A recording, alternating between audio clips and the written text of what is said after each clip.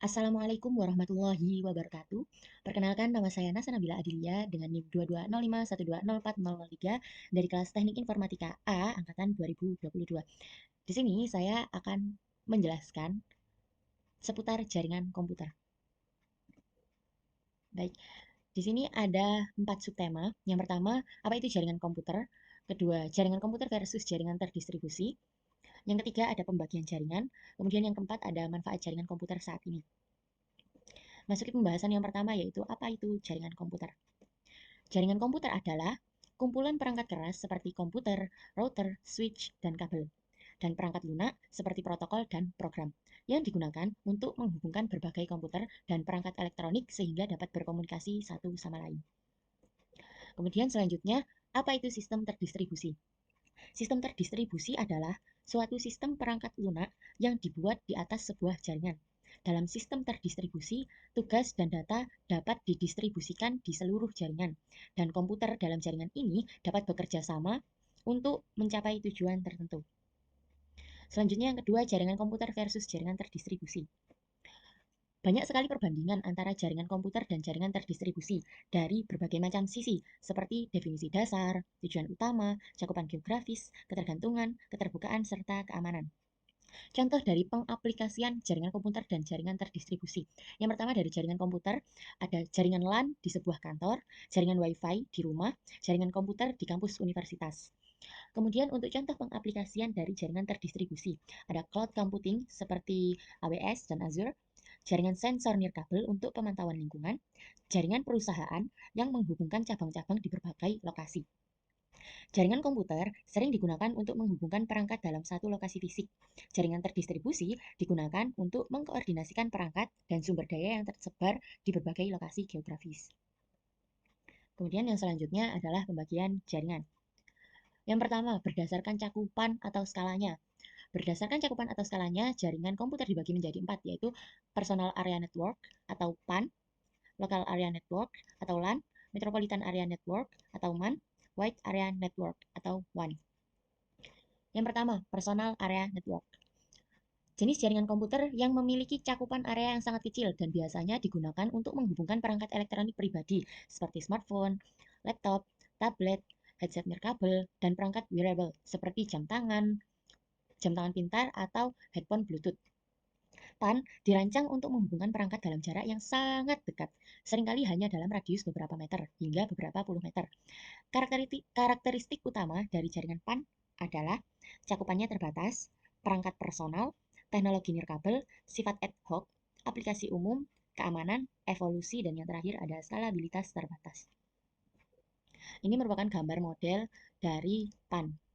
Di situ ada laptop, ada headset, ada handphone, ada printer, ada mouse. Oke, selanjutnya ada local area network atau LAN. Adalah jaringan lokal yang biasanya mencakup area fisik terbatas seperti kantor, sekolah, atau gedung. LAN digunakan untuk menghubungkan komputer dan perangkat di lokasi yang relatif kecil. Kemudian untuk karakteristik utama dari jaringan LAN sendiri, ada keamanan, cakupan terbatas, koneksi kabel, komputer dan perangkat terhubung, topologi jaringan, protokol komunikasi, kecepatan tinggi, pemeliharaan lokal, aplikasi, dan yang terakhir skalabilitas terbatas. Ini merupakan gambar model dari LAN. Kemudian yang ketiga ada Metropolitan Area Network atau MAN. Jenis jaringan komputer yang mencakup area geografis yang lebih besar daripada LAN, tetapi masih lebih kecil dibandingkan dengan WAN. Jaringan MAN biasanya mencakup kota besar atau wilayah metropolitan yang lebih luas. Untuk karakteristik utama dari jaringan MAN sendiri, ada cakupan geografis, koneksi kabel dan nirkabel, keterhubungan lokasi, kecepatan tinggi, protokol komunikasi, keamanan, pemeliharaan dan manajemen, aplikasi, dan yang terakhir ada skalabilitas. Ini merupakan gambar model dari MAN sendiri. Kemudian yang terakhir ada Wide Area Network atau WAN. Jenis jaringan komputer yang mencakup area geografis yang sangat besar, seringkali melibatkan negara-negara, benua, atau bahkan seluruh dunia. WAN dirancang untuk menghubungkan jarak yang sangat jauh seperti kantor cabang yang terpisah secara geografis, pusat data yang berlokasi di negara yang berbeda, atau pengguna individu di seluruh dunia.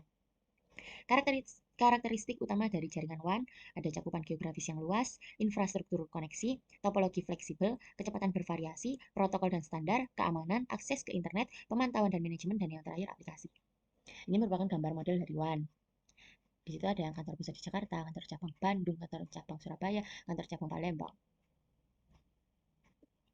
Kemudian yang selanjutnya pembagian dari jaringan komputer menurut aksesnya. Berdasarkan aksesnya, jaringan komputer dibagi menjadi tiga, yaitu internet, intranet, dan extranet. Yang pertama ada internet. Internet adalah jaringan komputer terbesar yang pernah dibuat oleh manusia. Internet menghubungkan jutaan perangkat komputasi termasuk PC, laptop, workstation, server, smartphone, tablet, TV, webcam, CCTV, dan masih banyak lagi. Internet juga merupakan jaringan global yang menghubungkan jutaan komputer di seluruh dunia dan digunakan untuk berbagai tujuan, termasuk akses informasi, komunikasi, dan bisnis. Menurut laporan yang diterbitkan pada Januari 2018, terdapat 2.150 juta sistem akhir yang terhubung dengan internet. Untuk menghubungkan perangkat ini, banyak teknologi dan infrastruktur yang digunakan. Internet terbuka untuk semua orang. Karena siapa saja dapat terhubung dengan internet, maka internet juga dianggap sebagai jaringan yang paling tidak aman. Yang selanjutnya ada intranet. Intranet sendiri merupakan kependekan dari internal network. Seperti kepanjangannya, berarti intranet merupakan sebuah jaringan komputer yang sifatnya adalah internal. Maka, hanya user tertentu saja yang bisa mengakses jaringan intranet ini. Biasanya, intranet ini juga sering kita samakan dengan istilah jaringan lokal atau LAN. Akan tetapi, LAN terhubung ke dalam jaringan internet. Namun, jaringan intranet ini tidak terhubung dengan jaringan internet dan merupakan sebuah jaringan yang berdiri sendiri untuk kepentingan internal suatu organisasi, perusahaan, maupun suatu kelompok tertentu. Yang terakhir ada extranet. Extranet pada dasarnya hanyalah sebuah paduan hybrid. Maksudnya gabungan antara internet dan intranet. Apabila diartikan secara teknis, extranet atau extranet dapat diartikan sebagai sebuah jaringan pribadi atau personal yang dihubungkan ke dalam protokol internet, sehingga jaringan personal atau intranet tersebut dapat diakses oleh siapapun yang terhubung ke dalam jaringan internet. Kemudian selanjutnya adalah pembagian berdasarkan topologi. Di sini saya menyampaikan 4 topologi, ada bus topologi, ring topologi, star topologi, dan mesh topologi. Yang pertama ada bus topologi. Topologi bus adalah jenis topologi paling sederhana, di mana bus atau saluran umum digunakan untuk komunikasi dalam jaringan. Keuntungan dari topologi bus ini sendiri ada yang pertama, terkenal dengan jaringan LAN karena murah dan mudah dipasang. Kedua, biaya kabel sangat sedikit daripada topologi lain, sehingga banyak digunakan untuk membangun jaringan kecil. Yang ketiga, banyak digunakan ketika instalasi jaringan kecil, sederhana atau sementara. Kekurangannya, apabila kabel umumnya gagal, maka seluruh sistem akan mogok. Yang kedua, ketika lalu lintas jaringan padat, terjadi tabrakan di jaringan. Yang terakhir, kabel selalu memiliki panjang yang terbatas. Ini merupakan gambar dari bus topologi. Yang sebelah kiri itu merupakan diagramnya, kemudian yang sebelah kanan contoh dari pengaplikasiannya. Kalau pakai komputer jadinya seperti itu, pakai PC. Seperti itu. Kemudian yang selanjutnya ring topologi. Topologi ring adalah topologi di mana setiap komputer terhubung dengan tepat, dua komputer lainnya membentuk ring. Penyampaian pesan bersifat searah dan melingkar. Keuntungannya, jaringan cincin dapat menjangkau jarak fisik yang lebih jauh karena node akan membuat ulang pesan saat sedang diteruskan. Yang kedua, relatif terjangkau dan mudah untuk membangun atau memperluas jaringan cincin karena pada dasarnya hanya menempatkan perangkat ke dalam rantai daisy tertutup. Untuk kekurangan dari ring topologi ini sendiri, yang pertama, bergantung pada bagaimana jaringan dering dikonfigurasi. Satu pemutusan jaringan secara teknis masih dapat berfungsi secara normal, tetapi dengan dua node yang rusak, jaringan cincin pada dasarnya akan runtuh menjadi dua bagian yang terpisah. Kemudian yang kedua, sangat sulit untuk menambah atau menghapus sebuah node karena akan mempengaruhi seluruh jaringan. Ini merupakan gambar dari ring topologi. Kemudian yang ketiga ada star topologi.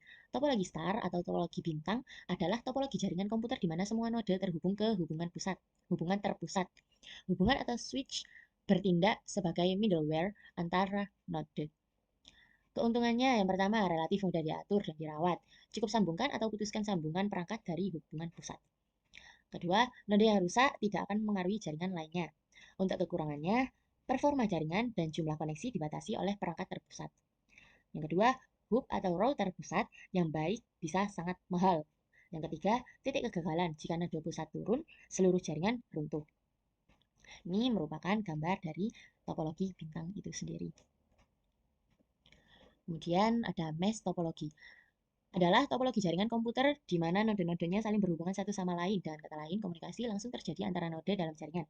Keuntungannya adalah jaringan yang sangat kuat, satu atau dua garis putus tidak akan menyebabkan seluruh jaringan runtuh. Yang kedua, relatif mudah untuk memecahkan masalah dan menemukan simpul yang rusak karena rute tertentu mengalami gangguan. Untuk kekurangannya, yang pertama, sangat mahal, melibatkan banyak pekerjaan jaringan dan kabel. Kemudian yang kedua, mungkin tidak mudah untuk diperluas karena menambahkan node tambahan ke jaringan akan berarti lebih banyak biaya dan perubahan konfigurasi. Ini merupakan gambaran dari mesh topologi. Yang di atas, untuk yang diagramnya di sebelah kiri, yang di atas itu merupakan partial mesh, kemudian yang bawah merupakan full mesh. Sementara untuk visinya, penggambaran jika menggunakan visi, yang partial mesh di sebelah kanan, yang full mesh di sebelah kiri. Kemudian yang selanjutnya adalah berdasarkan media transmisi data. Dengan berdasarkan penggunaan kabel, jaringan komputer dibagi menjadi dua, yaitu wired atau berkabel dan wireless, nirkabel. Untuk yang berkabel, jaringan transmisi data yang pertama yaitu jaringan berkabel, yang berarti memanfaatkan adanya kabel. Kabel yang digunakan di sini bukanlah kabel sembarangan, melainkan kabel jaringan UTP RG45 yang melalui proses crimping. Kabel UTP tersebut nantinya akan dihubungkan dengan perangkat penghubung khusus. Perangkat penghubung tersebut yakni berupa hub dan juga switch. Berikut beberapa jenis kabel yang digunakan. Kabel UTP, kabel koaksial, sama fiber optik. Kelemahan jaringan berkabel ini adalah memiliki jangkauan yang terbatas, kurang praktis, dan kemungkinan adanya gangguan ketika kabel bermasalah. Selanjutnya, wireless. Tidak seperti jaringan berkabel yang menggunakan kabel sebagai komponen pendukung untuk transmisi datanya, untuk jaringan nirkabel ini proses transmisi data didukung dengan adanya sinyal elektromagnetis. Jenis jaringan nirkabel kini telah banyak kita temui pada kehidupan sehari-hari. Contoh dari jaringan nirkabel pada internet yaitu Wi-Fi, adanya fitur tethering, hotspot, dan lain-lain. Sedangkan untuk pemanfaatan jaringan nirkabel pada proses pengiriman atau penerimaan data, yang sering kita temui yaitu Bluetooth dan juga infrared. Namun, jaringan nirkabel ini juga memiliki beberapa kekurangan, seperti rawan adanya gangguan sinyal, dapat terjadi peretasan jaringan, dan dapat membahayakan data pribadi. Yang terakhir, adanya penghalang sinyal, misalnya dinding yang tinggi akan menghambat kinerja. Kemudian selanjutnya, berdasarkan fungsinya. Berdasarkan fungsinya, jaringan komputer dibagi menjadi dua, yaitu peer-to-peer sama client server. Peer-to-peer. Jaringan peer-to-peer atau bisa disebut dengan peer-to-peer network itu sendiri merupakan sebuah jaringan yang di dalamnya terdiri dari beberapa komputer, dan biasanya jaringan jenis ini hanya terdiri tidak lebih dari 10 komputer serta satu atau dua printer. Dalam sebuah jaringan peer-to-peer tidak ada komputer yang difungsikan khusus, misalnya salah satu digunakan sebagai server dan yang lainnya digunakan sebagai klien. Sistem jaringannya pun hanya mengutamakan pada penggunaan program, printer, atau data secara bersama-sama. Ini merupakan contoh dari peer-to-peer.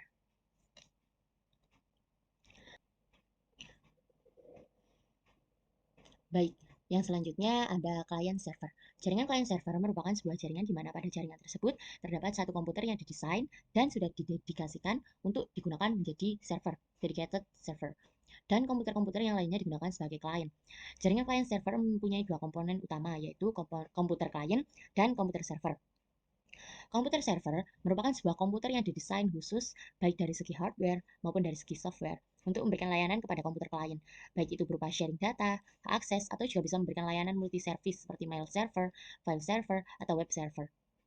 Kemudian, komputer klien merupakan komputer yang digunakan untuk menerima layanan yang disediakan oleh komputer server. Biasanya, spesifikasi dari komputer klien lebih rendah daripada komputer server. Ini merupakan gambaran dari client server.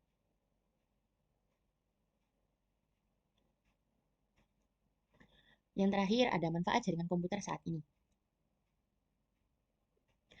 Di masa sekarang, kehidupan sehari-hari kita tidak dapat dipisahkan dari teknologi jaringan komputer. Hal ini disebabkan mayoritas kehidupan sehari-hari kita membutuhkan jaringan komputer.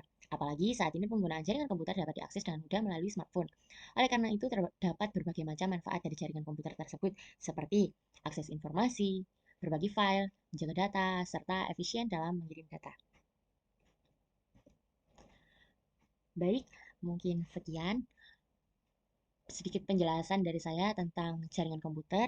Apabila terdapat salah kata maupun kesalahan dalam penjelasan,